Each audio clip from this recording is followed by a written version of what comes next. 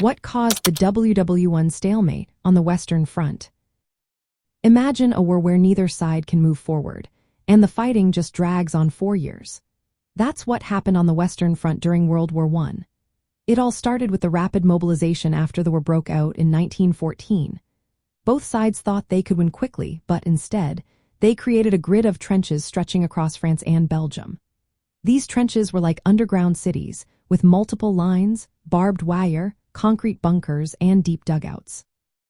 They were built to protect soldiers from the deadly firepower of modern weapons, like machine guns and artillery. When the fighting began, the armies launched big attacks with lots of artillery to break through enemy lines. But the defenders had set up strong defenses, and the artillery often failed to destroy everything. Instead, it alerted the enemy to the attack, giving them time to reinforce their positions.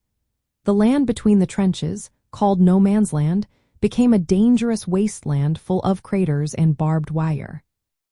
Soldiers trying to cross it faced machine gun fire and rifle shots, making it nearly impossible to advance.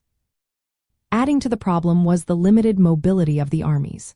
Soldiers had to march on foot, and supplies moved slowly by horses and trains. The defenders, who stayed in their own territory, had better access to roads and railways, so they could resupply and reinforce faster than the attackers. Over time, both sides dug in deeper, making it even harder to break the deadlock. Some new tactics tried to change things.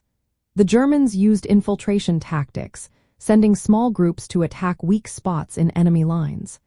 The Allies introduced tanks in 1918, which could resist machine gun fire and cross rough terrain. But these innovations took time to develop and were not enough to end the stalemate quickly. So, the main reasons for the stalemate were the strong defensive trenches, the power of modern weapons, the slow movement of armies and supplies, and the cautious tactics used early in the war. All these factors combined to create a long, drawn-out war of attrition, where neither side could win a quick victory and both suffered heavy losses.